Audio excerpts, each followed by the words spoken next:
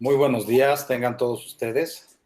Es un placer recibirlos el día de hoy, nuevamente en otra sesión del taller de Pedagogía Digital, organizado y coordinado por la Escuela Judicial Electoral del Tribunal Electoral del Poder Judicial de la Federación y la Red Iberoamericana de Escuelas Judiciales.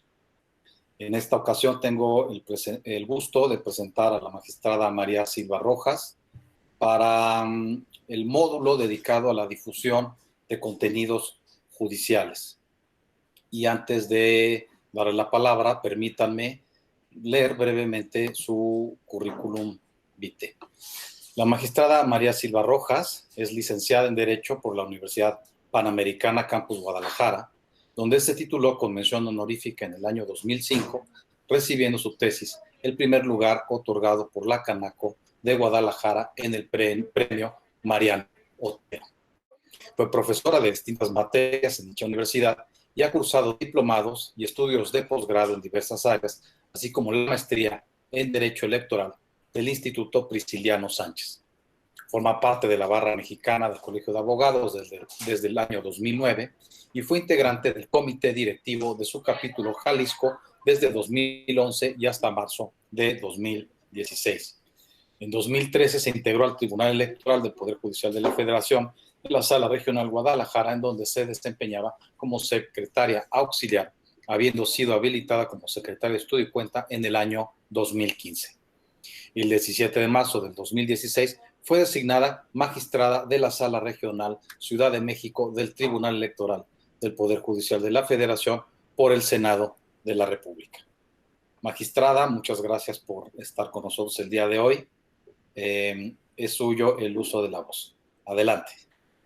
Muchísimas gracias, Polo, muchísimas gracias, Gaby, también, y pues bueno, en general a la EGE, al magistrado de la Mata por la invitación. Gaby no me dejará mentir, la verdad es que es una presentación que me retó muchísimo porque no soy pedagoga. Ya revisé la lista de las personas que están tomando este taller y vi que lo están tomando tanto abogados y abogadas como personas especialistas en la educación. Entonces, traté más o menos de congeniar estos dos perfiles para la presentación de hoy. Y pues bueno, gracias por la invitación, gracias por estar aquí. Espero que les resulte de interés lo que les vengo a plantear el día de hoy. Platicando con la doctora Rubalcaba, cuando me hacía la invitación a este taller, me decía que lo que más les interesaba era que les transmitiera de alguna manera mi experiencia al momento de tener justamente que empezar a dar clases o cursos en línea, las herramientas que he ido aprendiendo y pues bueno, no solo herramientas, un cúmulo de cuestiones. Entonces, creo que eso les puede interesar a quienes son abogados y abogadas que probablemente estén tomando este taller justamente para ver de qué manera transitar el siguiente semestre hacia dar clases en línea. Y a quienes son pedagogos, pedagogas o personas expertas en temas educativos que estén tomando el curso, más bien justamente para dar soporte a quienes van a dar clases el siguiente semestre en línea, supongo que mi experiencia y lo que les puedo compartir ahorita les puede servir para saber a qué nos enfrentamos quienes no tenemos idea de temas educativos más que por la experiencia y la práctica de lo que hemos hecho normalmente. Entonces, pues bueno, cualquier cosa estoy leyendo aquí el chat mientras estoy haciendo la presentación, entonces puedo leerles por ahí si tienen alguna duda, pregunta o comentario, y si no, seguramente se abrirá al final de la presentación un espacio para hacer preguntas de viva voz. Bueno, voy a empezar ahorita a presentar.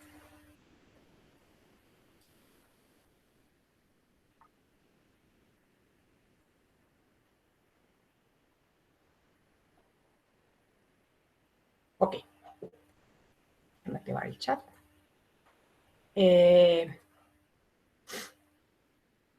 Bueno, vamos a empezar con esta presentación. Para empezar, me gustaría comentarles, no sé si alguien ya se los dijo en este taller o no, pero si ustedes piensan ahorita que no están familiarizadas o que ni siquiera les gusta el tema de dar clases en línea, no están solos y solas, es el sentir del 91% del profesorado, según algunos estudios. La mayoría de quienes dan clases prefieren dar clases en vivo. Y creo que es muy evidente porque la interacción y el contacto social con el alumnado es muy distinto en clases es muy distinto en vivo que a través de este tipo de sistemas. Es complicado incluso a veces poder ver las reacciones, sentir el salón de clases, etcétera. Pero, pues bueno, ahorita, ya desde hace varios años, la educación en línea iba avanzando, pero ahorita con la pandemia nos vimos obligados a transitar hacia este modelo. Entonces, creo que una de las primeras cuestiones que tenemos que no perder de vista cuando nos enfrentemos a dar clases en línea es saber que al menos a nivel licenciatura, si estamos hablando de posgrados, maestría, doctorado, puede ser distinto, pero al menos a nivel licenciatura, las personas a quienes les estamos dando clases son personas nativas digitales. A diferencia de lo que nos puede pasar a algunos o algunas de nosotros que tal vez se nos complica un poco este mundo, para ellos y ellas es una cosa muy familiar y en todo caso muy intuitiva. Entonces, no perder de vista esto nos puede ayudar a transitar de mejor manera hacia las clases en línea. Bueno, ya les decía, el objetivo de esta presentación es ver que ahorita somos abogadas en la pandemia y estamos entrando al mundo de la educación en línea. En alguna de las presentaciones que tuvieron la semana pasada, incluso, perdón, me estoy adelantando un poco. Les voy a comentar primero a qué me enfrenté cuando tuve que empezar a dar clases en línea. Lo primero a lo que me enfrenté fue preguntarme, ¿cómo voy a interactuar con el alumnado a través de una pantalla, un teclado y una cámara? Obviamente la interacción es muy distinta, no sé qué tanto interactúan ustedes con sus alumnos, alumnas, pero la verdad es que yo sí lo hago mucho. Entonces dije, ¿cómo voy a poder generar esa misma interacción si lo único que tengo es una pantalla y probablemente no les puedo estar viendo todo el tiempo?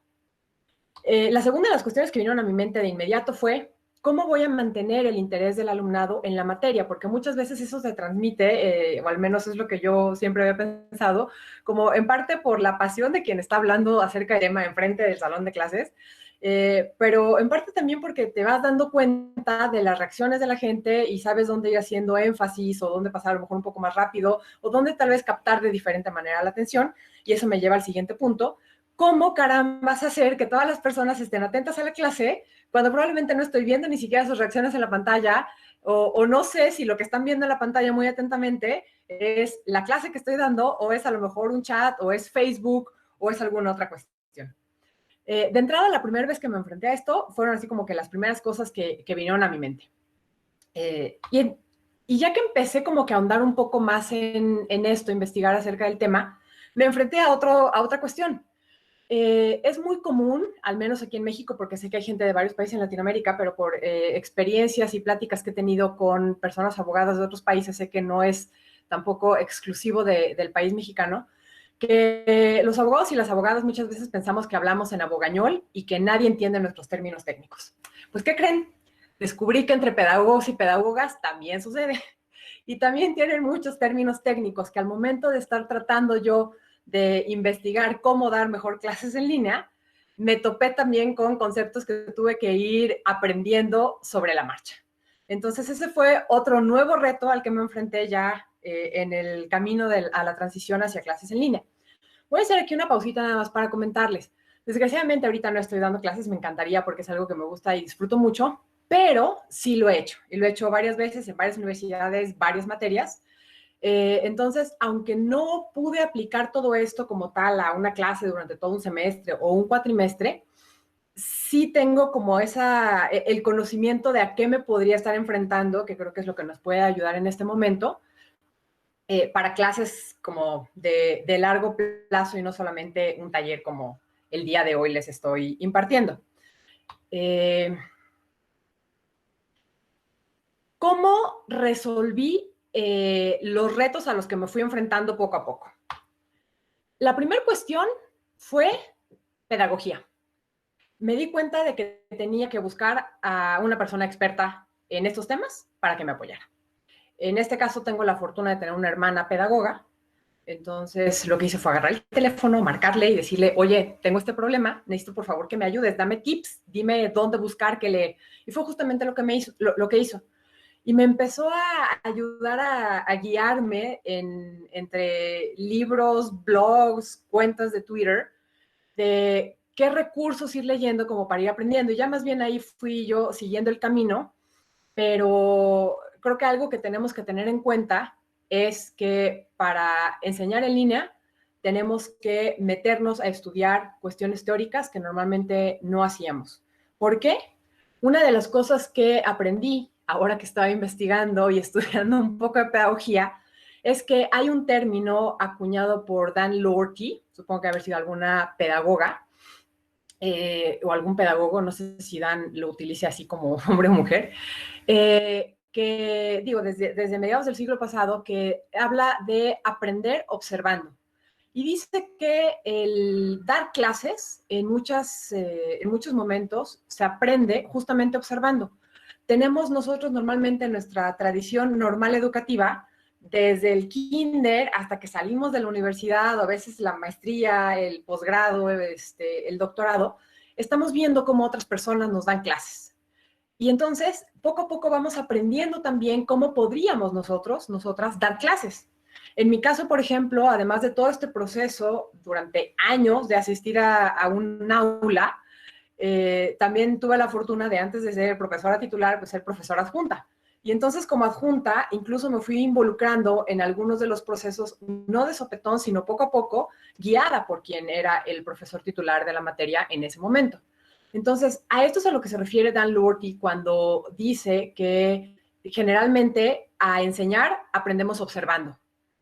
Pero ahora que nos enfrentamos a dar clases en línea, eso no existe.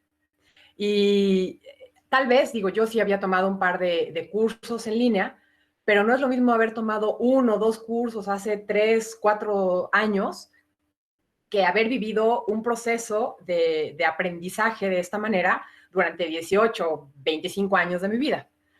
Entonces, desgraciadamente no tuvimos esta oportunidad de aprender observando cómo dar clases en línea. Entonces, eso es, digamos, una laguna, un vacío que tenemos. Entonces, justo esa es la razón por la cual es necesario que nos acerquemos a la teoría de la pedagogía para poder transitar de manera un poco más amable hacia las clases en línea sin que nos cuesten tanto trabajo y sin que tampoco repercuta en la calidad de la enseñanza que le estemos dando al alumnado. Obviamente esto me llevó a leer y leer y leer. Me la he pasado últimamente leyendo muchísimas horas de mi vida acerca de pedagogía. Al final les voy a pasar algunos tips y si quieren después les paso algunas de las mejores lecturas que he encontrado por si les pueden servir de apoyo. Y también hay otra cuestión. Tuve que ponerme a surfear en la red para encontrar cuáles eran las mejores herramientas tecnológicas que se podrían utilizar o que podría yo utilizar para las cuestiones que yo necesitaba. Entonces, esto fue la manera en la que yo personalmente resolví todos los qué voy a hacer, cómo le voy a hacer a los que me enfrenté cuando tuve que empezar a dar clases en línea. Aquí es justamente por lo que digo, creo que es muy importante el acompañamiento y esta simbiosis, que además incluso es interesante ver que existe ahorita en quienes están tomando este taller, que son justamente abogados y abogadas y personas dedicadas a la enseñanza. ¿Qué fue lo que aprendí durante este caminar que he tenido las últimas semanas? Bueno, primero aprendí algunos conceptos, justo lo que les decía, hablando de conceptos pedagógicos que no estamos familiarizados normalmente algunas personas. Por ejemplo, hace un par de clases me acuerdo que escuché que les mencionaban la rúbrica. Yo no sabía qué era la rúbrica. Es algo muy común para el aprendizaje en línea. Les voy a pasar así como los basiquísimos de los conceptos pedagógicos que me encontré. Perdonen quienes sí son expertos en pedagogía y en estas cuestiones, pero creo que es necesario porque a mí me costó trabajo justamente cuando empecé a enfrentarme a este tema de dar clases en línea, porque ni siquiera sabía estos conceptos básicos. Uno es la rúbrica. ¿Qué es la rúbrica? La rúbrica es la métrica con la cual se va a evaluar al alumnado en línea. Y la rúbrica, para hacer una rúbrica lo que hay que hacer es poner justamente cuáles son los conceptos que se van a evaluar, el porcentaje que va a corresponder a cada uno de esos conceptos en base a diferentes elementos que se van a calificar de cada uno de los conceptos. Y entonces, cuando se enseña la rúbrica al alumnado, el alumnado sabe específicamente cuáles conceptos son los que tiene que aprender o son importantes a consideración de quien está impartiendo clases, porque son justamente los que van a terminar evaluándole. Entonces, incluso ayudan a tener como un foco muy claro de qué es o hacia dónde va la clase. Eso es la rúbrica en términos pedagógicos. Otro, el LMS, no sé cómo se llama en español, ustedes disculpen, es el Learning Managing System, que son las plataformas en las cuales está montado, por así decirlo, un campus educativo. Creo que las más comunes o las que más se mencionan al menos son Coursera, edX, Moodle, pero hay infinidad de plataformas. Si se ponen a buscar en Internet, van a encontrar un sinfín. En relación con este tema de las plataformas educativas, les sugiero conocer muy bien la plataforma que tienen cada una de sus universidades, si son abogados o abogadas, si son pedagogos, pedagogas, tratar de que el profesorado de cada uno de sus campus o lugares en donde estén dando clases, porque tengo entendido también que aquí hay personas que se dedican a la educación y más bien dentro de escuelas judiciales, pero que las personas que van a estar impartiendo clases justamente con ustedes, y por eso es por lo que están aquí, conozcan muy bien esa plataforma de manera práctica, para que sepan a qué se están enfrentando e incluso porque creo que en algunas ocasiones esas plataformas pueden no llegar a satisfacer todas las necesidades que tiene una persona en el programa que vaya diseñando para dar clases en el semestre, cuatrimestre. Y en ese caso, también decirles que puede haber herramientas externas que pueden ir jalando e integrando de alguna manera para complementar esa plataforma educativa y poder impartir el curso de la manera que ustedes diseñen, que creen que es la mejor para el alumnado. Otra, esta es interesantísima, aprendí que es esta palabrita, que en realidad, digo, se explica por sí sola, pero yo no sabía el impacto que tenía en la educación. Hay clases sincrónicas y hay clases asincrónicas. La manera en la que impartimos normalmente clases cuando estamos físicamente en un aula, en el campus, son clases sincrónicas.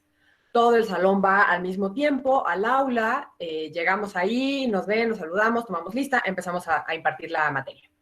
Así es como generalmente sucede en este mundo y es como empezó a nacer la educación. Cuando se empezaron a dar clases en línea, no me voy a meter a temas a distancia y mucho menos, pero cuando se transitó hacia el modelo de dar clases en línea, la clase asincrónica, como que de alguna manera empezó a tener preeminencia o prevalencia sobre las clases sincrónicas. ¿Qué es la clase asincrónica? Una clase en la que no todo mundo está aprendiendo al mismo tiempo. Cada quien va, no necesariamente a su ritmo, sino a su ritmo y a su horario. ¿Por qué? Porque las clases en línea, originalmente, ahorita no, pero originalmente, permitían al alumnado justamente esta flexibilidad en horarios y entonces permitían que gente que no podía sujetarse al horario tradicional o a lo mejor hacer los traslados físicos que implicaba llegar a determinado campus, pudiera tomar esas clases en la manera que mejor le conviniera. Y entonces a lo mejor en vez de hacer universidades nocturnas, se utilizaban estas herramientas tecnológicas para permitir que el alumnado fuera aprendiendo en el horario que tuviera disponible. Y entonces, varios de estos cursos en línea fueron diseñados justamente para este tipo de personas que tienen a su cargo alguna persona que tienen que cuidar de tiempo completo, que tienen un trabajo de tiempo completo o dos trabajos. Son personas a las que justamente lo que necesitaban era esta flexibilidad en ritmo y en horario. Por eso son clases pensadas más bien asincrónicamente. Y entonces hay una diferencia sustancial entre ambos ambientes, por así decirlo, el físico y el virtual.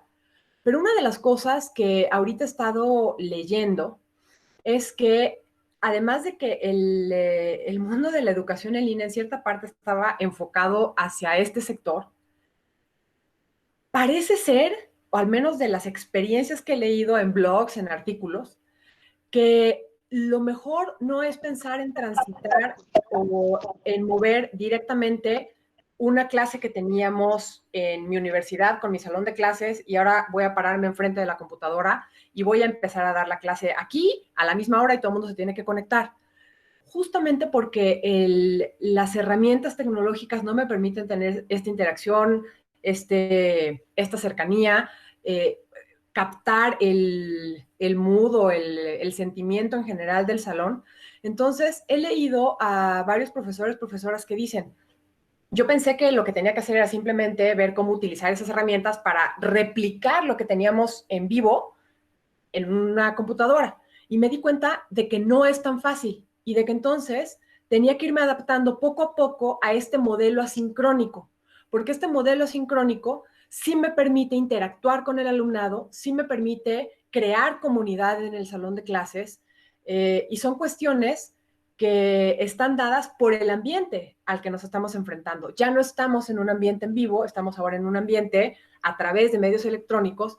Y entonces, nada más para su reflexión, no solamente piensen en tal cual tratar de moverlo al modo virtual, pero en sincrónico, sino hasta qué punto va a ser necesario a lo mejor crear un modelo mixto, o bueno, al menos tengan en la mente que existe esta posibilidad por si se llegan a enfrentar a lo que estas personas que daban clases de manera sincrónica en vivo se empezaron a enfrentar el semestre pasado cuando hicieron esta transición hacia la educación en línea. Y el último de los conceptos es el concepto del aprendizaje activo. ¿Qué es el aprendizaje activo? No sé quiénes de ustedes lo conozcan, estén familiarizadas con él, pero el aprendizaje activo, y a lo mejor también por eso para mí era muy importante la interacción con el alumnado y fue una de las primeras cosas que vinieron a mi mente. Yo me eduqué, fui educada hasta que llegué a una carrera que ahí sí no sé mucho de ese tipo de universidades, pero en sistemas Montessori o muy parecidos. Entonces, para mí es muy importante esto del aprendizaje activo, y es como lo repliqué justamente porque aprendí observando, así fue como yo fui educada. El aprendizaje activo es el aprendizaje en el que interviene directamente el alumnado. No solamente estamos dando una clase y lo que yo decía cuando llegué a la universidad y me enfrenté como que al sistema tradicional, le llamaba yo, era de repente yo pensé, o sea, yo me di cuenta que el maestro que tenía parado enfrente, casi todos mis profesores fueron hombres, me escupía el conocimiento. Yo ya no estaba involucrada en el proceso de aprendizaje como lo había estado durante toda mi vida.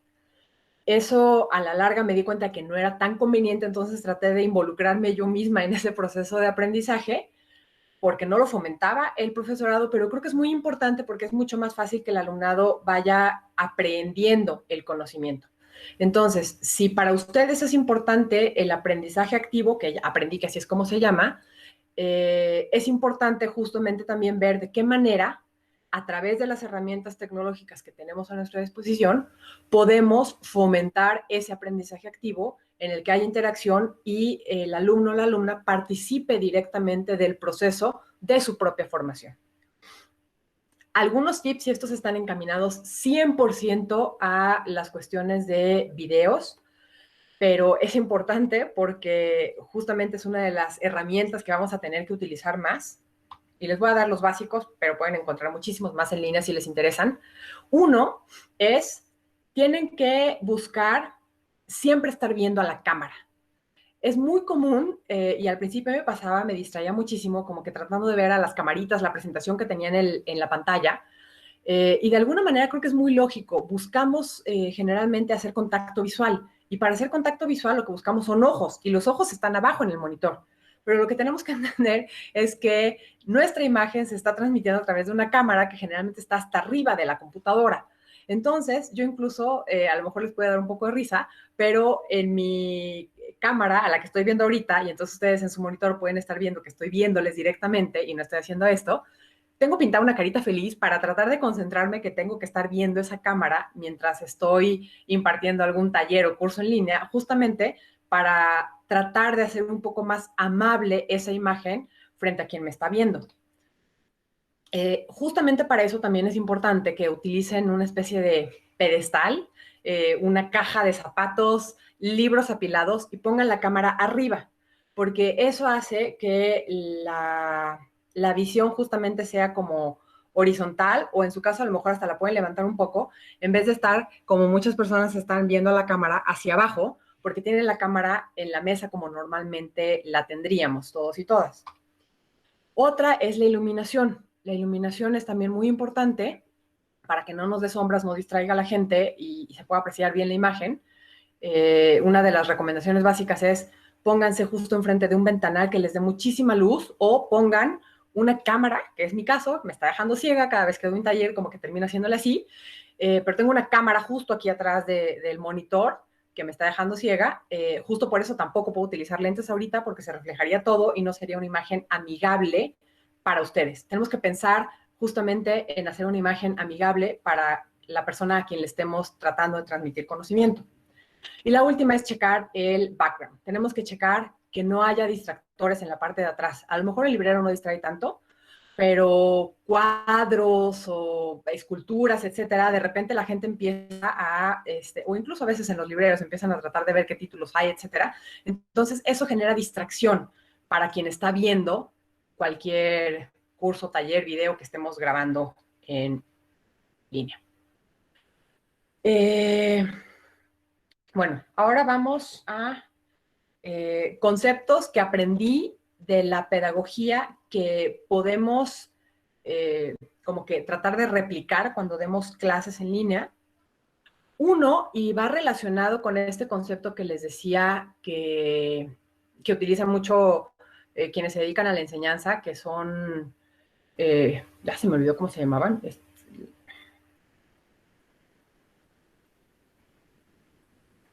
las rúbricas. Tenemos que dejar claro, estas cuestiones son cuestiones que a lo mejor muchas de ustedes ya sabían justamente porque aprendimos observando. Pero ahora que tuve que echarme un clavado a muchas cuestiones técnicas de pedagogía, me di cuenta de que afortunadamente las aplicaba, pero las aplicaba sin saber que había un concepto teórico atrás de él, que seguramente en algún momento, porque a final de cuentas creo, si usted, creo que a todo mundo nos ha pasado cuando damos clases, tratamos de aplicar como que las mejores prácticas y nos acordamos quién es el mejor maestro, maestra, y empezamos a tomar como que esas mejores prácticas de quienes nos dieron clases para aplicarlas en nuestro propio modelo de enseñanza. Entonces, todo eso estoy segura que en algún momento alguien sí les asesoró muy bien. Yo me di cuenta de que nunca había buscado esa asesoría pedagógica, que creo que tal vez debería de haberlo hecho, y deberíamos de ir mucho más de la mano con las personas que están dedicadas a estos temas de enseñanza. Una de esas cuestiones es dejar el objetivo de nuestro curso muy claro desde el principio. Decir qué es lo que pretendemos enseñar, qué herramientas les vamos a dar, qué es lo que van a saber la gente hacer cuando termine el curso. Y esto es importante justamente porque va ayudando a quien va estudiando a saber, como que a ir discerniendo entre lo que le estemos transmitiendo de conocimiento, qué sí es importante, qué es más o menos importante, qué es simplemente el chiste chusco con el que tratamos de no perder su atención. La segunda, bueno, perdón, y en esto del objetivo me voy a regresar porque también creo que es muy importante, sobre todo ahorita en el contexto actual en el que nos encontramos en el mundo, tratar de no perder nunca de vista que estamos formando abogados, abogadas. A lo mejor en las escuelas judiciales son herramientas para personas que van a impartir justicia. Es importante no perder nunca de vista que estamos educando personas que se van a involucrar de alguna manera en fomentar, fortalecer el Estado de Derecho de cada uno de nuestros países. Hay que tratar siempre de tener como una línea transversal de la ética de la profesión para formar abogados y abogadas de bien, o en su caso, pues ya especialistas en alguna materia o especialistas en la impartición de justicia, que realmente tengan como objetivo final justamente el fortalecimiento de nuestro Estado de Derecho y de nuestras democracias. Y eso se puede hacer de manera transversal en prácticamente cualquier materia que se imparta del derecho. Dejar muy claras también no solo el objetivo de cada una de las asignaturas, sino las expectativas que tenemos de cada una de las personas cuando vayan a salir del curso. Disfrutarlo, a lo mejor suena como muy obvio, pero yo me acuerdo que durante los el primer año que estuve dando clases ya en la universidad, me llamó muchísimo la atención que una vez un profesor me decía, ay, el salón que me tocó ya es el final del semestre, el salón que me tocó este semestre está horrible, ya no quiero venir a clases, para mí es una tortura esto. Yo estaba empezando apenas, era mi segundo semestre, y yo dije, ojalá nunca me pase algo así. Afortunadamente no me ha pasado, pero creo que en parte el tema de poder disfrutar dar clases depende tanto del salón de clases como del mismo profesor y profesora. Si en algún momento sentimos que no fluye bien esta comunicación, que estamos dejando de disfrutarlo, en particular, esta persona me decía, es que son súper apáticos, no me ponen atención, cada quien hace lo que quiere. Eso obviamente también tiene mucho que ver con la actitud que el profesor o la profesora toma al frente del salón de clases, con el interés que genera y con la manera en la que va guiando al salón para no perder su atención. Entonces, esto, digamos, requiere de ambas partes, pero si no lo estamos disfrutando, hay que preguntarnos qué estamos haciendo mal para no disfrutar ese curso, porque además el hecho de que no estemos disfrutando nosotros dar clases va a tener un impacto directo en el alumnado, porque vamos a transmitir esa sensación y entonces se van a volver todavía más apáticos o apáticas, y es un círculo vicioso del que hay que tratar de salir a como de lugar, preguntarnos qué está pasando en esta comunicación en el salón de clases. Otra de las cuestiones que aprendí es que hay que hacer como mucho, digamos, hay que llamar a las emociones del alumnado. Esto sí yo no lo sabía y creo que nunca lo había aplicado como conscientemente, y una, dos ocasiones al semestre lo hacía. Pero tenemos canales que absorben el conocimiento como personas como muy contados. Entonces es muy fácil que distraigamos alguno de esos canales hacia alguna otra cuestión que no necesariamente sea la clase, a menos que de alguna manera se nos vincule y nos atraigan. ¿Y cuál es la mejor manera que vi que existe para jalar esa atención del alumnado? Apelar a sus emociones.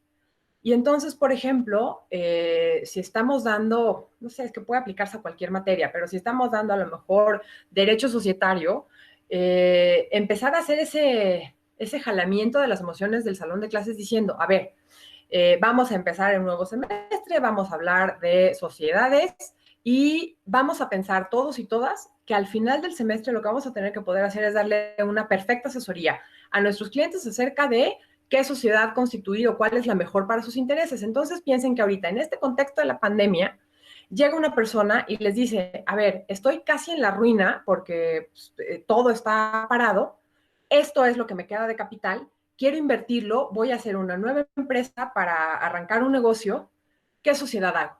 Sabemos que está de por medio el capital de esa persona que nos está diciendo es lo último que tengo y si no me voy a ir a la ruina completa y no voy a poder comer. Tenemos que darle una perfecta asesoría. Y entonces ahí empezamos a jalar justamente a las emociones del alumnado que dice, bueno, tengo que aprender a darle una buena asesoría para que no se muera de hambre por mi culpa. Otra cuestión es utilizar los recuerdos que tenemos de nuestra propia experiencia. Desgraciadamente ahorita no tenemos ese aprendizaje de haber observado a alguien dando clases en línea, pero sí podemos preguntarnos, a ver, cuando me dieron esta clase, ¿qué fue lo que aprendí? ¿Cómo lo aprendí? ¿Qué hubiera cambiado? Para justamente tratar de replicar las buenas prácticas y no hacer lo que no nos gustó, lo que hizo que nos saliéramos de esa materia, de ese salón de clases, que odiáramos a ese profesor en específico. Entonces, utilizar mucho estos recuerdos para dar una mejor asignatura. Otro tema importante es la creación de comunidad. A final de cuentas, todas las personas somos seres sociales por naturaleza y entonces es muy importante crear comunidad en el salón de clases. Y esto es tan importante en un salón físico como en un salón en línea. Más todavía ahorita, en la circunstancia en la que estamos viviendo, porque es importante la salud emocional del alumnado para que pueda aprender el conocimiento que le estamos impartiendo. Y para eso es importante que se sienta acompañado. Entonces hay que tratar de crear comunidad en el alumnado. Y esto implica interacción no solo del profesor, la profesora con el salón de clases, sino entre los mismos alumnos y alumnas. Y para eso lo mejor es empezar a generar a lo mejor grupos de trabajo o discusiones en las que puedan ir creando esos vínculos que vayan creando comunidad y que ayudan tanto al proceso de aprendizaje en sí, del conocimiento, como al proceso de aprendizaje en términos de salud o correctas emociones, no sé cómo definirlo. Y el último de estos conceptos es crear conexiones. ¿Qué es crear conexiones? Tenemos que ayudar al alumnado a que cree una conexión entre el conocimiento teórico que le estamos presentando con la situación real que está viviendo o que ha vivido. En la medida en que le ayudemos a crear esas conexiones, vamos a ayudarle de manera mucho más fácil que entienda los conceptos y que se le queden memorizados, que no tenga que estar macheteando 1 hora antes del examen porque ya se me olvidó todo, porque no me acuerdo qué era qué y qué era otra cosa. El crear esas conexiones nos van a ayudar a que tenga muy claro de qué estamos hablando, cuál es el impacto que va a tener en su vida. Y a lo mejor si estamos hablando de una escuela judicial que más bien está tratando de enseñar, no sé, por ejemplo, cómo tener audiencias en línea o cosas por el estilo, justamente el crear estas conexiones lo que va a permitir es descubrir incluso cuáles son esos retos a los que se va a estar enfrentando la persona cuando lo haga en la vida real. Si simplemente les damos la teoría, pero no creamos estas conexiones, a lo mejor no se les va a ocurrir qué es lo que va a suceder cuando se estén enfrentando a esta situación en el mundo real. Sin embargo, si lo jalamos y creamos las conexiones correctas, todas esas dudas van a salir y van a estar resueltas y entonces vamos a crear un correcto aprendizaje de lo que queremos impartir. Y finalmente esta frase así me encantó. Es de un pedagogo, creo, que se llama Teller, y dice, eres un símbolo de la materia para tus alumnos y tus alumnas. A final de cuentas, creo que muchas de estas cuestiones, como que las podríamos centrar ahí, tenemos que recordar siempre que cuando un alumno, una alumna, recuerde la asignatura que estamos impartiendo o recuerde algún módulo en especial, un taller especial que recibió en su vida, una de las primeras cosas que va a venir a su mente eres tú, porque tú fuiste el que le dio ese conocimiento, para bien o para mal. Y a veces incluso, y creo que abogados y abogadas que están aquí, bueno, incluso pedagogos y pedagogas, no me dejarán mentir, pero a veces la trayectoria profesional de cada uno, cada una de nosotras, se fue definiendo en parte por los mejores profesores y profesoras que teníamos, porque nos enganchaban en su materia y hacían que nos encantara, que nos fascinara, y justamente por ahí queríamos seguir avanzando. Entonces, es muy importante no perder esto de vista. Tenemos que enamorar al alumnado y recordar que vamos a ser el símbolo de la materia. Algunas de las herramientas que tenemos que, no herramientas en términos de software todavía, pero más bien, digamos, tips para el uso de herramientas para dar clases en línea. El primero, tenemos que tener en cuenta que, perdón, hay por ahí un micrófono abierto. Bueno, espero que me escuchen. El primer tip es, tenemos que tener cuidado con ser inclusives. Y a ser inclusives no me refiero justamente a esto, de hablar en lenguaje incluyente, sino a recordar que no sabemos el mundo que están viviendo atrás de la pantalla nuestros alumnos y alumnas. Yo sé que ahorita estoy aquí con una computadora, tengo incluso una pantalla al lado como para ayudarme en caso de que sea necesario, pero hay alumnos y alumnas que a lo mejor están viendo esta presentación en un teléfono celular. Y entonces tenemos que estar conscientes o tenemos que buscar que todas las herramientas que utilicemos, las plataformas educativas a través de las cuales estemos transmitiendo el conocimiento, sean adaptables a cualquier dispositivo que puedan llegar a tener nuestros alumnos y alumnas del otro lado. Entonces, tenemos que hacernos todas estas preguntas. Incluso, por ejemplo, les decía yo al principio que existen muchas plataformas y que en todo caso esas plataformas se pueden complementar con algunas herramientas adicionales que ustedes encuentren en línea. Justamente, sobre todo pensando en estas herramientas adicionales que puedan llegar a utilizar ustedes, hay que pensar si tienen un costo adicional o no, y si sí, quién lo va a absorber, si realmente todo el alumnado puede absorberlo o no puede absorberlo, etcétera. A eso es a lo que me refiero ahorita con tenemos que utilizar las herramientas de software que ahorita les voy a presentar de manera incluyente. Y esta frase, adagio típico, al menos aquí en México, ¿qué es primero, el huevo o la gallina? Aquí sí tenemos una respuesta muy clara. ¿Qué es primero, la tecnología o el conocimiento? Definitivamente lo primero es el conocimiento o el contenido judicial. El contenido que les queramos transmitir tiene que ser antes que cualquier herramienta tecnológica. Entonces, lo primero que tenemos que hacer es diseñar nuestro programa de clases, diseñar cuáles son los momentos en los que vamos a dejar algún proyecto específico, en los que vamos a realizar alguna dinámica en especial. Y ya que tengamos eso diseñado, entonces nos preguntamos, ¿qué herramienta tecnológica es la que mejor me sirve para hacer esto, esto y esto? No tiene que ser al revés. No tenemos primero que decir, es que me pasaron una aplicación que está buenísima, esta herramienta la quiero utilizar porque está genial. Y entonces empezamos a ver qué contenido judicial meterle a esa aplicación. Así no funcionan las cosas. Aquí sí le tenemos que dar 100% preeminencia al contenido judicial sobre las herramientas. Y para eso el tip es, primero diseñen todo su programa y ya que lo tengan, entonces sí empiecen a ver qué herramientas son las mejores para transmitir ese conocimiento a la comunidad. Y ahora sí, vamos con algunas de las herramientas que descubrí. Les voy a pasar aquí con el cursor para que las vean. Esta se llama Lark, esta se llama Slack, esta se llama DingTalk.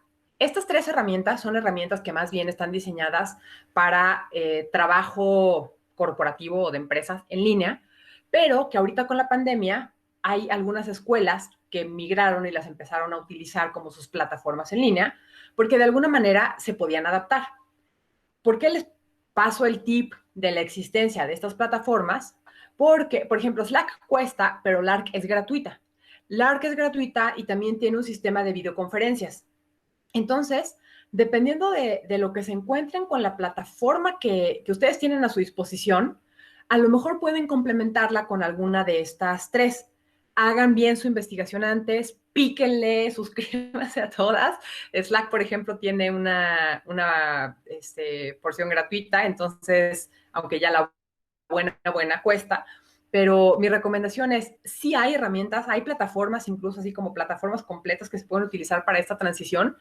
Chequen muy bien las que tienen a su disposición por parte de sus instituciones, pero ya después, viendo qué es lo que tienen, si ven que les hace falta algo, empiecen a investigar en la nube acerca de cuáles de estas, perdón, en la red, cuáles de estas pueden llegar a satisfacer las necesidades que tienen que sus plataformas no lo hacen. Esta Spreadsheet no es tanto una plataforma, pero es muy útil. Creo que en algunos casos es más dinámica que PowerPoint. Es la que estoy utilizando yo aquí.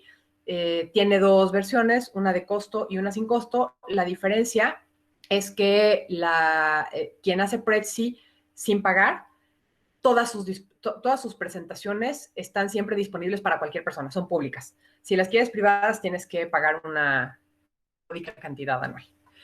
Esta es Khan Academy. No sé si habían escuchado antes de Khan Academy. Se escribe Khan Academy. Esta ya existía desde hace muchos años, pero ahorita hay gente que la está utilizando mucho. Khan Academy es un repositorio de una infinidad de recursos educativos. Tiene de todo, hasta tiene cuestiones de derecho. Si quieren, de repente tiene, por ejemplo, clases acerca de casos jurídicos de los Estados Unidos. Tampoco tiene mucho de derecho, pero sí tiene algunos recursos.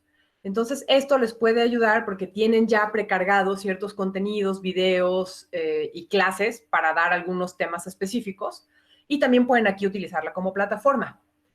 Mural ya lo utilizaron la semana pasada con Mónica, entonces no se las explico. La diferencia entre Mural y Jamboard, que es esta en amarillo, es que Jamboard es gratuita, Mural no. Mural tiene un periodo de prueba, si mi memoria no me falla, de 30 días y a partir de esos 30 días van a tener que pagar para utilizarla. Es muy buena, a mí me gusta mucho. La razón por la que no la he utilizado en ninguno de mis talleres es justamente porque todavía no sé si vale la pena como seguir pagando el costo del mural, pero encontré esta otra que es una buena opción, que es Jamboard, que ahorita voy a hacer una transición en las plataformas justamente para enseñarles cómo se usa Jamboard. Entonces, les voy a pasar.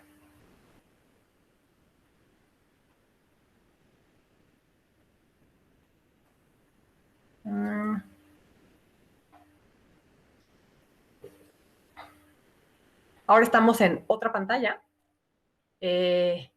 Jamboard es una plataforma gratuita, ya les dije, que tienen todas las personas que tengan Gmail. En este caso, este es mi Gmail. Si se van a este recuadro, le pican aquí, se van hasta abajo hasta que encuentran el logo de Jamboard, pican Jamboard y se va a abrir su Jamboard. Estas son algunas presentaciones que he utilizado, pero voy a crear una nueva, le pican aquí este botoncito y se crea un nuevo Jam. Y lo hice desde cero para que vieran todo el proceso de cómo crearlo en caso de que les sea de utilidad en lugar del mural. El Jamboard es igual, un pizarrón blanco en el que todo el mundo puede escribir. Aquí hay una pluma, pueden escribir, con esto borran. Estos son post-its en los que escriben cualquier cosa. Lo único que pueden hacer es cambiar el color del post-it. Save. Y ahí aparece en su Jamboard. Pueden hacerlo más chico, más grande. Incluso lo pueden girar. Aquí pueden agregar alguna imagen que tengan en su computadora. Y esto es para apuntar alguna cuestión como con láser. O sea, para resaltarla y desaparece en algún momento. Entonces, magistrada, perdón, sí. Parece ser que no se está viendo esa pantalla que nos está compartiendo. Ah, ok, perdón, es que tengo que, a ver. Gracias. No, de nada, perdón. A ver. Déjame borrarla toda, porque, bueno, a ver, la voy a compartir. A ver, ya está compartida, pero va otra vez la explicación, porque lo hice muy mal. En cuanto se creó, supongo, el nuevo Jamboard. A ver, estaba en esta, le piqué a Jamboard. Ok, a ver, voy a crear uno nuevo. Y eso es algo, por ejemplo, que tienen que tener cuidado que no les pase. A ver, esto es lo que aparece cuando le pican al simbolito de Jamboard en su Gmail. Es lo que tienen que hacer. Ahora sí se está viendo, ¿verdad? Sí.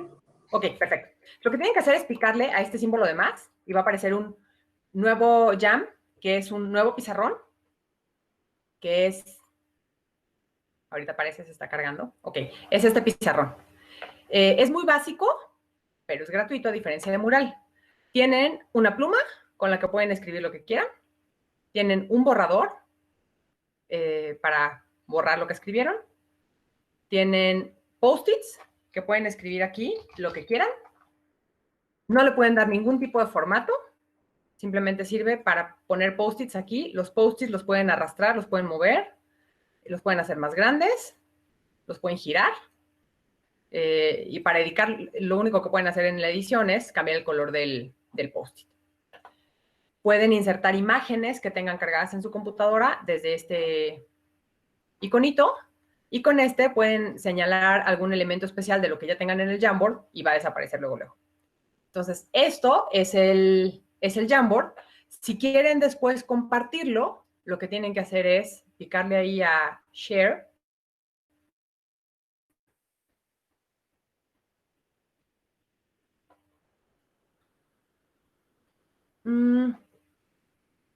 Copiar el vínculo y aquí le ponen a cambiar para que cualquier persona con el vínculo, con la liga, pueda editarlo. Y entonces, por ejemplo, ahorita me regreso yo a la presentación que tenemos en Meet. Ahí está el link. Si quieren, perdón, textos de Word no se puede. Si quieren hacer la prueba ahorita, si copian ese link en sus computadoras, quienes estén viendo este taller desde computadora, van a ver que pueden meterse al Jamboard y empezar a editarlo y hacer lo que quieran en él con estas herramientas que les di. No se puede introducir textos de Word. La manera de hacerlo sería crear una imagen e introducirla como imagen. Texto como tal no se puede. Yo así es como lo he hecho. Hago la imagen y la pego en el Jamboard. Entonces ya vi que ya hay algunas personas que están ahí. Si quieren intentarle, tienen un par de minutos para que jueguen en el Jamboard y vean cómo se utiliza. Esta herramienta justamente a lo que les puede ayudar es a crear digamos, a construir cosas junto con todo el salón de clases. Eso crea comunidad y eso hace que todo el mundo esté interesado en este momento en el Jamboard y en lo que está pasando ahí. Bueno, a menos que tengan algún otro interés en lo que está pasando en su celular y no estén poniendo atención a la pantalla. Voy a interrumpir para regresar a la otra. De cualquier manera, aunque interrumpa esto, la voy a dejar unos minutitos por si quieren seguir jugando ahí. Bueno, no, para no seguir la presentación ahí.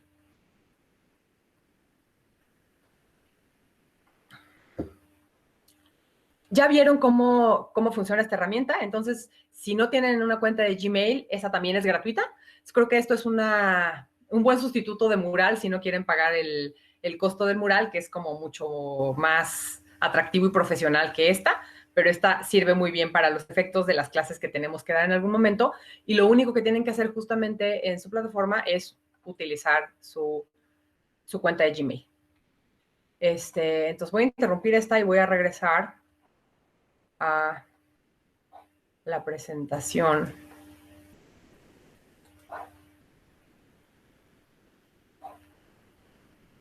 Ok, regresamos entonces a las presentaciones, perdón, a las herramientas. Y esta que sigue, que es Kahoot, es la que dejé hasta el final. ¿Cómo se comparte lo que colgamos? A ver, perdón. Voy a interrumpir esta para regresar al Jamboard. Buena pregunta, perdón que no lo hice antes. A ver. Espero haberle picado al que estábamos utilizando. Le piqué al otro, pero bueno. La manera de compartirlo. Si le pican aquí a estos tres botoncitos, pueden cambiarle el nombre. Ahorita se llama Untitled Jam. Lo pueden bajar a su computadora como PDF. Lo pueden bajar a su computadora como JPG. En todo caso, pueden hacer una copia. Yo, por ejemplo, en algunos de los talleres que he estado dando, justo lo que hago es hacer una copia para no tener que volver a hacer toda la edición del Jamboard, porque pueden tener de alguna manera. Si se fijan aquí, en esta partecita de aquí, indica que hay una diapositiva solamente. Pero pueden añadir aquí más diapositivas. Entonces, yo lo que he hecho en algunos talleres es justamente como que precargar algunos post-its o materiales sobre los cuales va trabajando el salón de clases. Entonces, ya después, o sea, ya tengo como que precargada la serie y lo que hago para esos talleres es simplemente replicarlo en vez de estar creando uno nuevo cada vez con todo el trabajo que eso implica. Pero aquí es donde se pueden salvar los trabajos y después se pueden compartir con todo el salón de clases. Ahora sí regreso a la Prezi.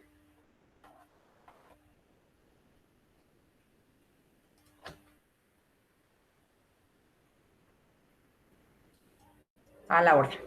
Entonces, bueno, ahora sí vamos a esta otra, que esta otra es súper interesante, bueno, al menos a mí me lo parece. Además es muy divertida. A ver, perdón, Jamboard tiene alguna limitación para agregar imagen de megabytes. La verdad es que yo no he encontrado ninguna limitación, nunca me ha limitado nada.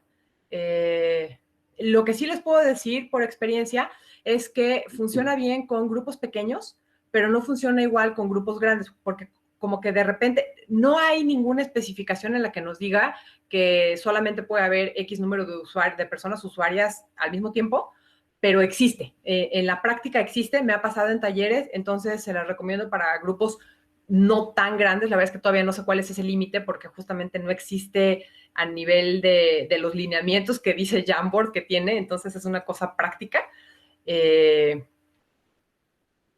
Sí, muy bien, bueno. Entonces ahora sí seguimos y les voy a presentar ahora Kahoot, que es esta que está aquí, que Kahoot a lo mejor está más, o sea, podríamos pensar que puede servir más para educación, no sé, a nivel primaria, secundaria, pero es tan interesante que estoy segura de que perfectamente se pueden hacer aquí quizzes de conocimiento rápido a nivel licenciatura o incluso en otros niveles. Les voy a presentar este video muy rápido. Hi, we're Kahoot. We're on a mission to make learning awesome. Our game-based learning platform is used by millions of people all over the world. Teachers, students, company employees, and lifelong learners. Kahoot makes it easy to create fun learning games or trivia quizzes in minutes, anytime, anywhere. We call them Kahoots. It works for any subject, in any language, on any device. You can also discover and play existing games. There are millions of Kahoots in our library. Kahoot can be played in a live setting with questions on the big screen, or on your mobile device where you see questions and answers on one screen. As well as in schools, Kahoot is played in companies, at events, and even parties to make learning awesome. Sign up today at kahoot.com. Let's play! Esta herramienta, Kahoot, también es gratuita.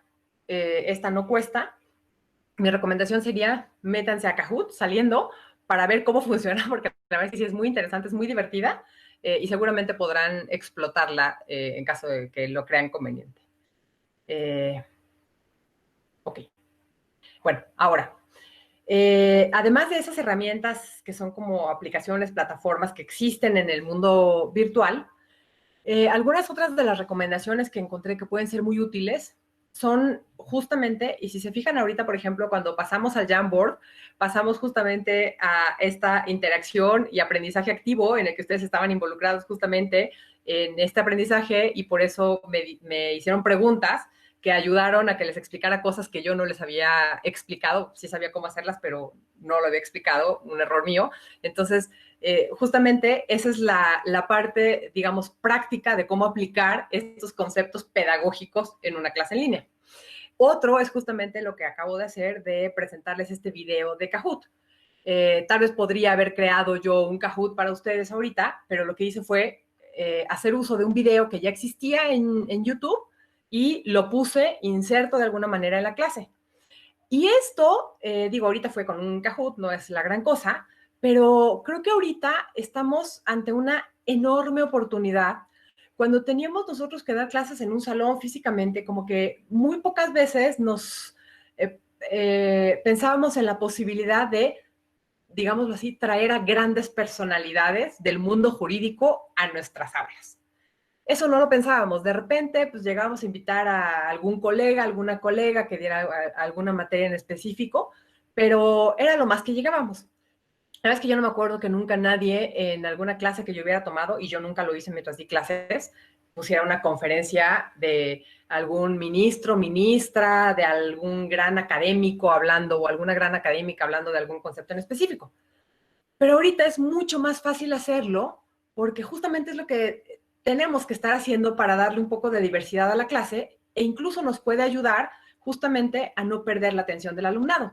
Entonces podemos estar insertando en nuestra clase, trayendo como, digamos, personas colaboradoras de la materia a las grandes personalidades que hablan de esos temas hoy en día, porque todas tienen videos en YouTube.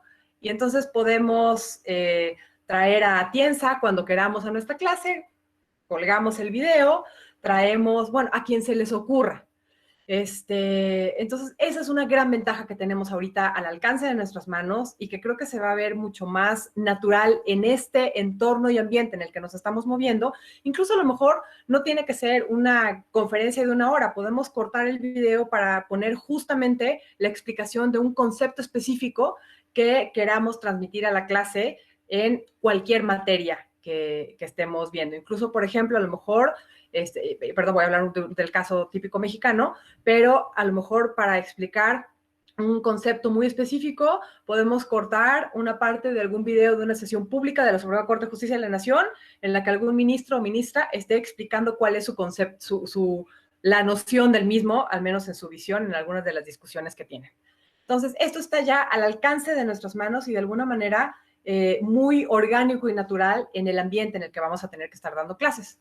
No tenemos que necesariamente que ser nosotros, nosotras siempre quienes aparezcamos en la cámara frente al alumnado cuando estemos dando clases, ni siquiera cuando sean clases sincrónicas. Artículos también es algo que va a ser como mucho más natural que antes decíamos, a ver, tienen que leer tal capítulo del libro, tienen que leer, y generalmente hacíamos referencia, o bueno, al menos a mí me tocó cuando me daban clases, ya después yo sí lo hacía con algunos libros, incluso por chat les mandaba los links a lo que tenían que leer de artículos, pero ahora va a ser como que mucho más fácil porque incluso la plataforma en la que estamos impartiendo clases es en línea, entonces es mucho más fácil pasar los vínculos para que hagan este aprendizaje. Y utilizar material propio tanto nuestro, o sea, nosotros hacer videos de repente y no solamente presentarnos al mismo tiempo y dar la clase como si siempre fuera lo mismo, de repente grabar videos nuestros y dejarlos ahí cuando estemos hablando de clases asincrónicas, o utilizar material del propio alumnado. Pedirles que nos pasen algunos escritos que han hecho, pedirles que justamente hagan algún escrito tal vez para analizarlo después en la clase, y entonces ese material se puede ver por todo el salón de clases utilizando las herramientas que tenemos, y es también otra manera de interactuar con el alumnado. Algunos tips para dar clases. Este va un tip doble. Me encantan las calaveras. Una de las cuestiones que estuve leyendo de recomendaciones específicamente para clases en línea, no tanto para clases en aula, pero para clases en línea, es que es mucho más fácil crear vínculos e interactuar con el alumnado cuando les dejamos ver naturalmente quiénes somos. Por eso puse una calavera, porque me encantan las calaveras. A lo mejor es muy creepy para algunas de ustedes, lo lamento, pero el segundo tip es: tenemos que hacernos presentes en el salón de clases. Si es una clase sincrónica en línea, la presencia es evidente, no hay mucho que explicar al respecto. Pero si es una clase asincrónica, la que vamos a tener que estar llevando, o mixta, porque así la diseñemos, tenemos que no abandonar al alumnado. Una de las cuestiones que leí es que es muy común para la gente que está dando clases de manera asincrónica, como que pensar que lo que tiene que hacer es diseñar el curso, diseñar, no sé, el contenido que va a tener que ir avanzando el alumnado durante cada una de las semanas, los examencitos que tengan que ir haciendo, los cargan en la plataforma, y entonces pues ya está todo cargado desde el principio del semestre, yo me puedo desaparecer, me desentiendo y hasta el final veo qué pasó. Esta es una de las cuestiones que recomiendan no hacer. Hay que siempre estar presentes en las clases en línea, aunque sean de manera asincrónica, justamente para no perder la interacción y para ir dando acompañamiento al alumnado. Una cosa es que sea una clase en línea y otra cosa es que sea una clase autónoma. Tenemos que seguir dando ese acompañamiento, ir viendo si están aprendiendo bien o no están aprendiendo bien, si hay algún rezago, si hay algún concepto que no esté quedando claro. Entonces es muy importante que nos hagamos presentes en el salón de clases. Digo, y salón de clases como un concepto etéreo online que puede ser vía las plataformas, vía un chat, vía, no sé, la manera en la que se comuniquen con sus alumnos. Perdón, aquí alguien está compartiendo. La función del tutor de los tutores es motivar con preguntas en el foro. Justamente, y hablando del foro, por aquí hay, sí, gracias. Motivar con preguntas en el foro. Y justamente hablando de los foros, que la presencia del profesorado justamente puede ser en una de las cuestiones a través de los foros. Digo, hay muchas más, pero una puede ser a través de los foros, en los que fomentemos en esos foros la discusión de algún tópico en específico. Y entonces hacemos una, digamos, pregunta inicial o disparadora para que el alumnado empiece a poner sus comentarios o respuestas en torno a esa pregunta que hagamos. Y en torno a esa pregunta que hagamos, también algunas de las sugerencias que he visto es siempre estar al pendiente de lo que se está escribiendo en ese foro, e incluso pedir, por ejemplo, que la participación del alumnado tenga que ser no solamente con una respuesta, sino a veces es con una respuesta a la pregunta inicial, pero después con algún comentario, pregunta o respuesta a alguno de los comentarios que suban los compañeros y compañeras, para generar realmente un debate en esos foros y crear la comunidad que se busca. Y en este tipo justamente de mecánicas que se dan en línea, hay que tener muchísimo cuidado con la inclusión. Y aquí la inclusión no tanto pensada, como les comentaba hace rato, en términos de dispositivos, sino en términos justamente de las personas a las que se les está impartiendo la clase. Y entonces cuidar que no haya comentarios discriminatorios, por ejemplo, en los foros, censurarlos o tomar las medidas que se tengan que tomar al respecto. Y pensar que sobre todo cuando estamos hablando de clases en línea, cada vez va a ser más común encontrarnos con una enorme diversidad de personas en el aula. Y entonces, por ejemplo, a mí la verdad es que el año pasado nunca me hubiera pasado por la mente que en este año iba a estar hablando con gente de muchísimos países y no es la primera ocasión en la que tenemos en la escuela judicial personas inscritas de muchos países y cada vez más va a existir eso. Entonces tenemos que tener un especial cuidado en pensar en nuestros contenidos de manera incluyente, no solamente en términos digitales, sino también en términos de los conceptos que utilicemos, etcétera. Otro de los tips que encontré es hay que siempre ponernos en los zapatos del alumnado. Pensar, como les decía, que no sabemos qué mundo hay atrás de la pantalla en la cual se conectan.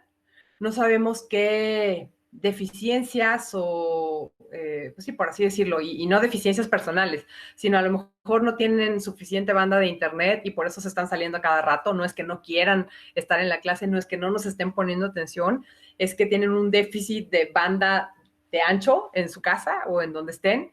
Entonces, siempre tratar de ponernos en los zapatos del alumnado en ese aspecto y también, por ejemplo, cuando se diseña el programa y se carga en la pantalla, hay algunas de las, perdón, en la plataforma, hay algunas plataformas que le permiten al profesorado revisarlo después desde la perspectiva del alumno o la alumna, para ver qué tan fácil o tan difícil es acceder a los contenidos, seguir la ruta, ver qué es lo que, o sea, como que sentir electrónicamente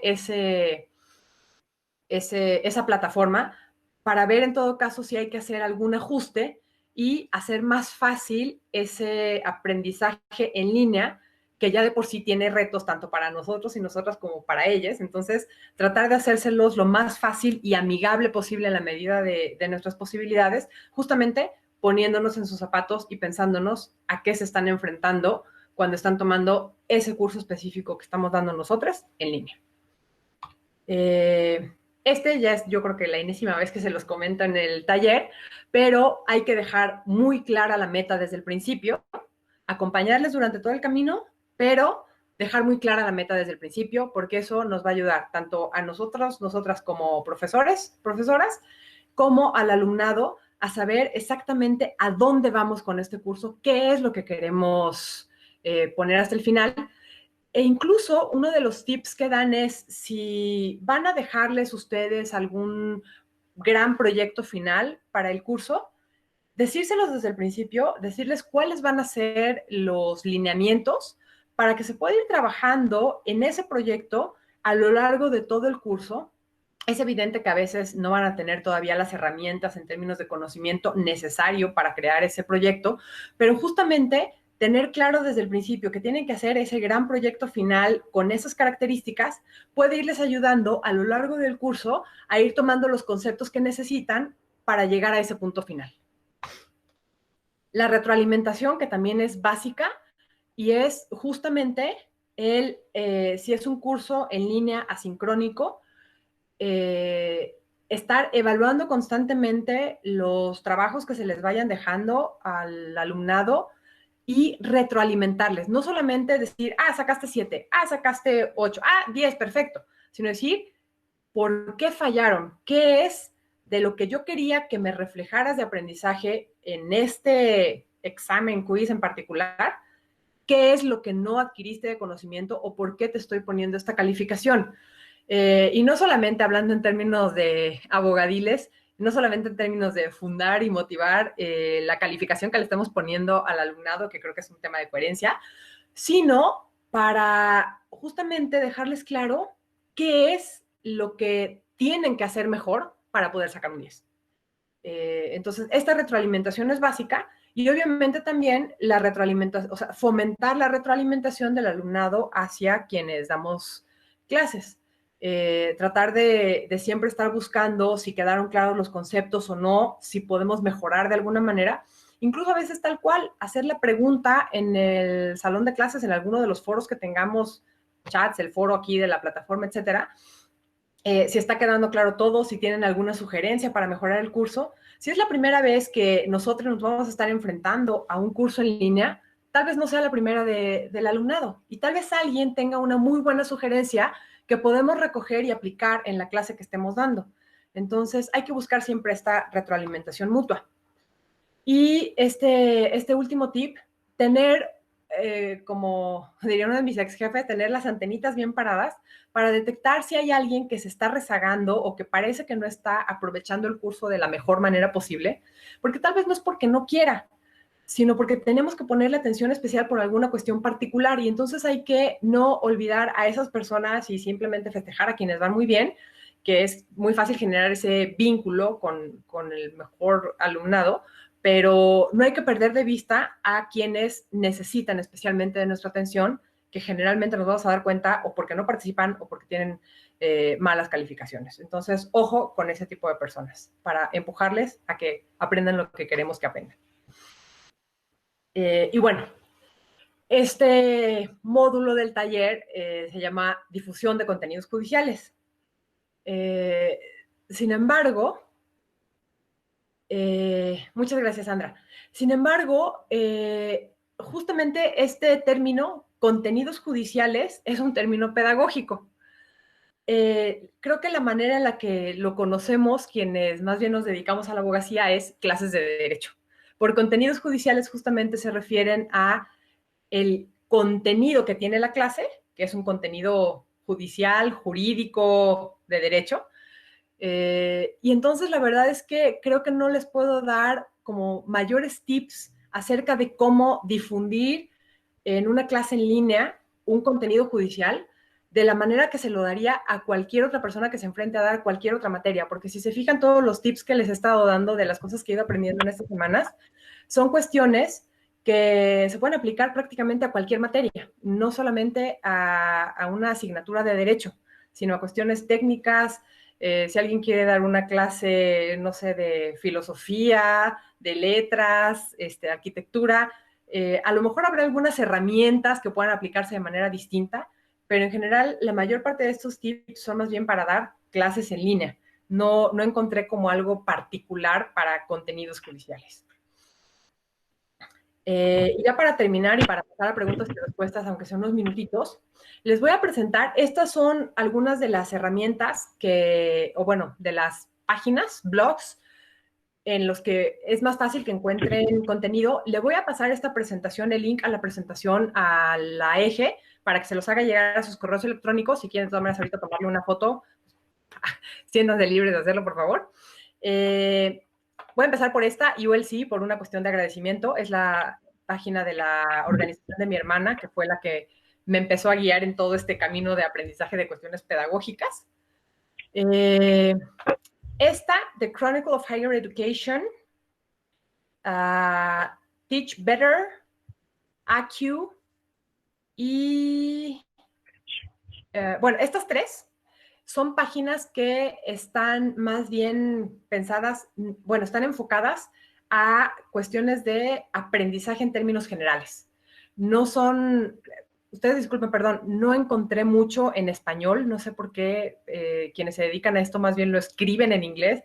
Incluso la página de mi hermana, su nombre está en inglés, también tiene contenido en español, pero me llamó mucho la atención eso. Pero bueno, estas tres páginas de Chronicle, AQ y Teach Better como que están enfocadas en términos generales a la educación. Ahorita por cuestiones circunstanciales están subiendo mucho contenido acerca de cómo hacer esta transición, acerca de herramientas, tips, etcétera. Entonces les pueden servir. E-learning siempre se ha dedicado a e-learning, a la educación en línea. Entonces esta está como un poquito más especializada y les puede dar tips más, o sea, desde hace mucho tiene estos contenidos. Chromebook es un blog de una persona que justamente se dedica a enseñar cómo Chromebook es un classroom, una plataforma de educación en línea de Google. Entonces son tips especiales para esa plataforma. Y Control-Alt-Achieve es un blog también de otra persona, Curtis, que justamente son tips para aplicar la tecnología a la enseñanza. Este blog también ya tenía muchos años, no está enfocado, no estaba enfocado a clases en línea, también tenía como algunos tips y herramientas para utilizar la tecnología en clases, aunque fuera en un salón físico. Pero pues obviamente hay muchos tips que les pueden servir. Este libro es una joya para la transición a clases, sobre todo asincrónicas, en línea, de Flower Derby y James Lang. Se llama Small Teaching Online. No lo encontré en español, pero está muy bien estructurado y trae muchísimos tips que seguramente les podrán servir. Estas son algunas de las cuentas de Twitter que encontré en las que están subiendo constantemente contenido que les puede ayudar en este momento, porque obviamente también por cuestiones circunstanciales están subiendo contenido de clases en línea sobre todo, y no solamente suben contenido en términos de artículos, sino también webinars, de repente videoconferencias que les pueden resultar de interés, y pues si ahí empiezan a darle para abajo en estas cuentas, pues van a ir encontrando el contenido que han publicado últimamente para ayudar a hacer esta transición a quienes estamos incursionando en el mundo de la educación en línea. Y pues bueno, muchísimas gracias. Quedo a sus órdenes en todas mis redes sociales. Soy María Silva T. Por cualquier cosa que quieran comentar después, ahí les puedo leer con muchísimo gusto. Pues muchísimas gracias. Polo, te dejo ya de regreso a la conducción. Muchísimas gracias, magistrada. Sí, perdón, una duda. Aceptaremos preguntas, ¿verdad? De viva voz, ¿sí? Algunas cuantas, sí. Entonces, si fuesen tan amables, los que estamos participando en la sesión, si alguno tuviese alguna pregunta que quisiera plantear de viva voz, alguna duda, le abrimos el micrófono. Si quiere, podemos expresar la intención en el chat y luego de ahí pues le iremos dando la voz conforme la vayan pidiendo. Muchas gracias.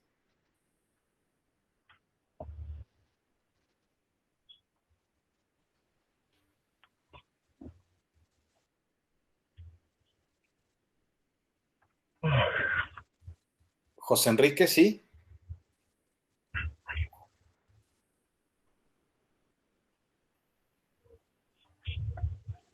José Enrique Sánchez, ¿alguna pregunta?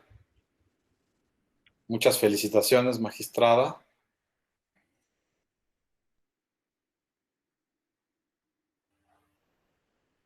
Bueno, pues no habiendo entonces más dudas, más felicitaciones que dudas, magistrada. Creo que ha sido una sesión en la que todos hemos aprendido, sobre todo porque no somos conscientes que necesitamos cambiar, y entonces todo lo que nos ha dicho ahorita es como digamos, cambiarnos el chip para poder realizar estas tareas, porque requiere forzosamente adaptarnos, ¿no? Y no es fácil, digamos, uno está ensimismado en su propio trabajo y no piensa en el alumnado, ¿no? Y entonces todo lo que las herramientas, los consejos que nos ha dado hoy, creo que nos sirven para estar alertas en ese aspecto, y en verdad que le agradecemos mucho sus aportes. Creo que nos han abierto los ojos y nos han puesto en conciencia acerca de lo que necesitamos para desempeñar mejor nuestro trabajo. Yo estoy seguro que a todos los integrantes de la RIAEG les ha servido mucho esta sesión, porque precisamente tenemos ahora que preguntarnos acerca de cuáles son, digamos, los mejores espacios que tienen que buscar los capacitadores judiciales, y sin duda alguna, pues estas herramientas nos serán de mucha ayuda.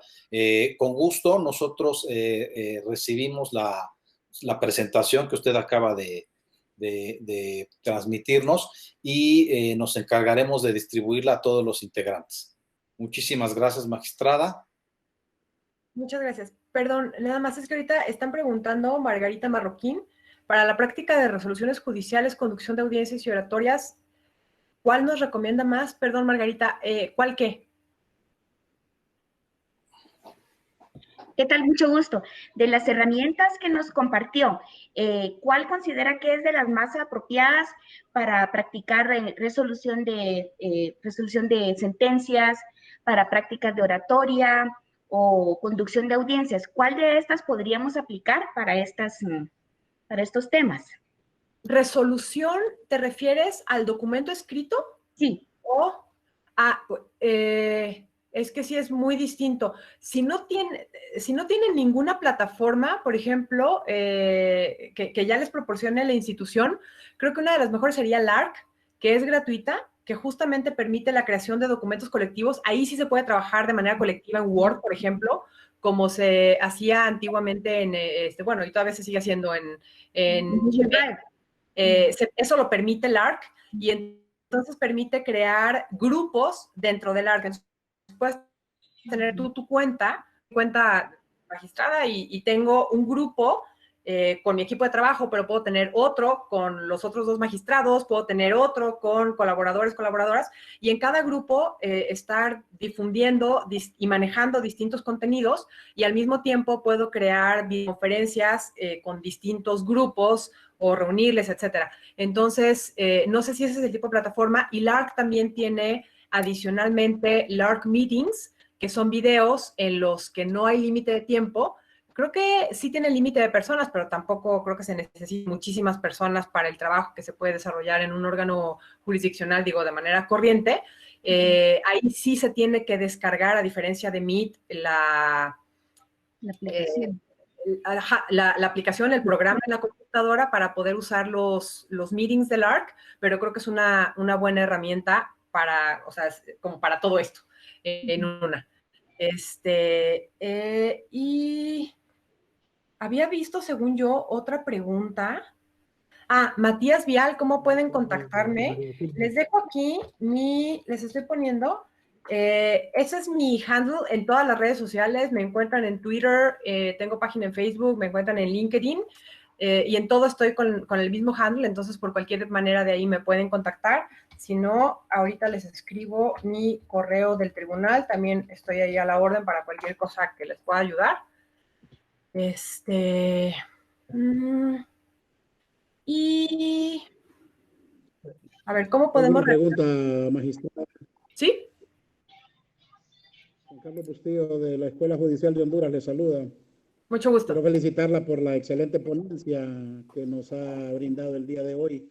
Me gustaría saber, en base a su experiencia, qué herramienta de estas que nos ha mostrado el día de hoy nos recomendaría para cursos de formación cuando se utilizan simulación de casos.